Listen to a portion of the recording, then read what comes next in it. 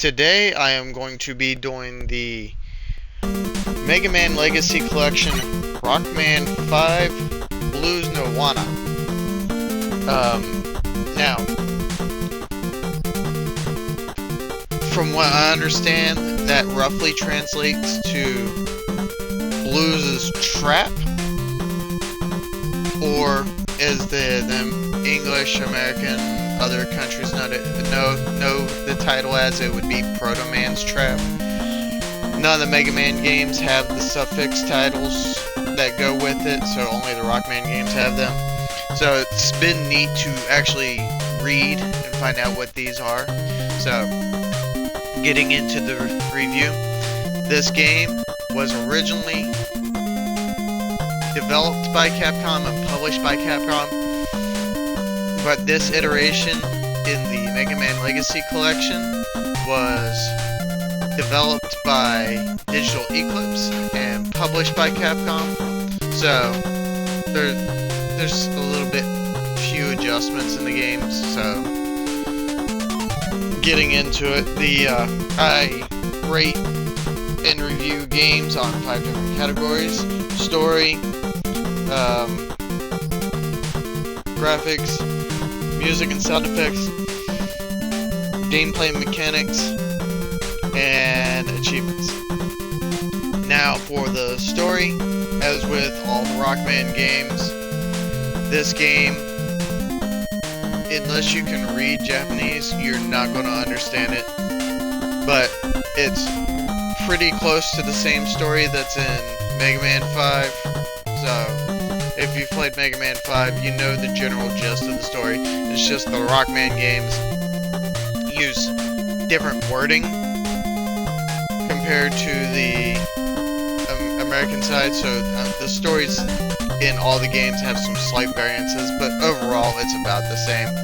So there's not really a whole lot of story to the game. There's an intro and then pretty much the ending, and that's all the story there is for the game. But this was an 8-bit NES game originally, so there's not really a whole lot of story you could put into these without eating up all the memory from on the cartridges back then. Now for the graphics, again, with all the Mega Man games, if you like these pixelated looks for the graphics and the backgrounds and stuff like that, then it's still going to look phenomenal. And to me, these older style pixel games tend to hold up a lot better than some of these newer versions of like newer triple A games. So you know, they tend to date out faster than these old pixel looks. So overall, the graphics still look good even in today's age.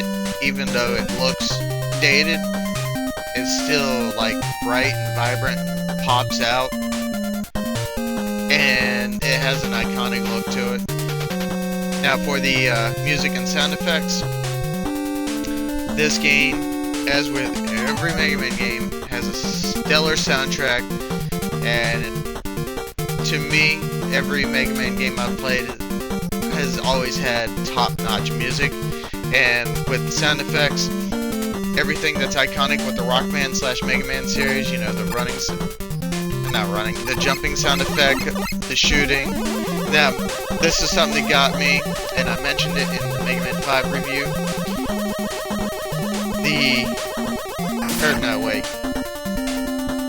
The same sound effect, sorry, that was Rockman and Mega Man 6 to change the sound effect for the Mega Buster, my bad. Now, the Mega Buster sounds the same, the Buster, you know, the music, sound effects. The only thing that really changes is, you know, the sound effects for the different weapons that you get. So, I mean, there's not a whole lot there, but overall, crisp sound effect, great background music, so it keeps you in the game mood the whole time you're playing. The gameplay and mechanics, this is where they had some slight variations. This was the first major thing you'll notice is if you've played 4, the Mega Buster was a longer, thinner blast. This one's a wider but shorter blast, or taller but shorter blast. So that's changed. It allows you to hit a bigger area with the blast. So that, I thought that was good. And also, this game is the first one in the Mega Man series that removes Rush Marine, which I'll be honest, that was only useful in like 2 stages in each game, so that's not really a big loss. And this game also added the ability Super Arrow, or, well, I think it's called Super Arrow, which allows you to shoot like a suction cup arrow that you can jump on. So that's a utility item that's obtained from beating, I forget which boss, Starman, I think. And this is the first game that introduces Mega Man's winged bird companion, Beat, who is a big plus in this game. In this particular one, he's overpowered, and in order to get him, you have to collect each collectible letter from each boss's stage. So, one from each of the Robot Masters. He's not quite as strong in the second game, but he's still really useful. Or, not second game, 6th game. So, in this game, he's really good. This is also the first game that incorporates the M-Tank. Now, the M-Tank is like an E-Tank, but it fills up everything. Your health, every single weapon, every single utility item, full recovery. So that was a great introduction into the game as well. But outside of that, most of the mechanics stayed the same from 4, aside from those things that I've just mentioned. And with the this, like Mega Man 5, comparatively speaking, I didn't have any lag input issues like I did on, I believe it was Mega Man 3, which was with shooting and turning at the same time. And in Mega Man 6, I believe there was an issue I had with jumping. But so far in the Rockman series, they've all played pretty smoothly, so I haven't had no noticeable issues with lag inputs for them. So far, the Rockman side of the games have played a whole lot better than the Mega Man side. Now for the achievements, as with all the Mega Man Rockman games that are in this collection, there are 2 achievements for each game. The first one for beating the game, and with all of them, you only have to beat either the Mega Man or the Rockman game. You don't have to beat both. So, either Mega Man 1 or Rockman 1, or Mega Man 2, Rockman 2, etc. So, and you can mix and match them. It doesn't really matter. And then the second one is for completing all the games in the series on a single save file, which I have done with the Mega Man series.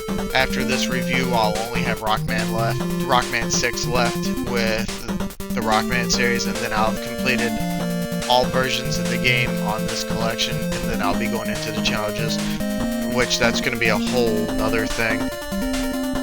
So, the achievements are okay. There's like nothing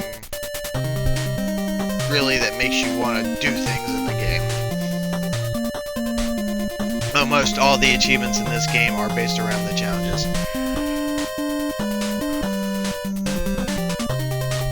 Now, overall, I rate a game 5 out of 10 instead of the industry standard of 7 or 8.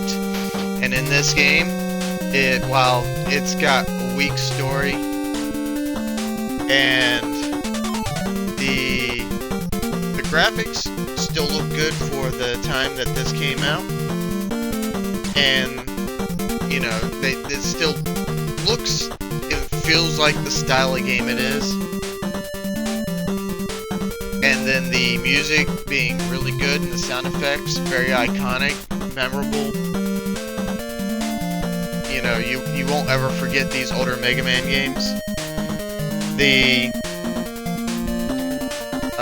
gameplay mechanics, they've added a decent amount, and then at the same time, they've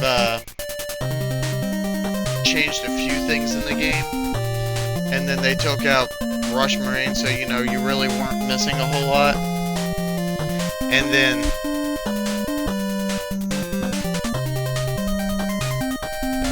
the achievements, they're, as with all the games, they're kind of a bit on the weaker side, so there's not really a whole lot to work with there. But overall, you know, the game as a whole is really well done, and I would say just like the Mega Man 5 scored review score that I gave, I'm also going to give the Rockman 5 a 7 out of 10 as well. It is like an overall, it's a good package.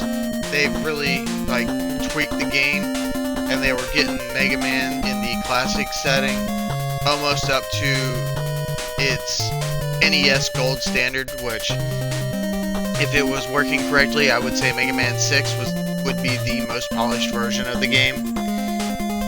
But, you know, 7 out of 10. Overall, great experience. Loved and enjoyed going back to these older Mega Man Rockman games. I never got to play the Rockman ones, so I have seen some changes. I mean, the only difference I've seen between Mega Man 5 and Rockman 5 has been, you know, the items you collect to make beat actually spells out Rockman 5 versus Mega Man V, and the Proto-Man's known as Blues in the Rockman series. So not really a whole lot of changes. So 7 out of 10. That's my score review for this. And with all things gaming, game logic, am I right? If you guys are watching this, please be sure to like and subscribe if you're enjoying this kind of content, and I'll see you guys in the next video.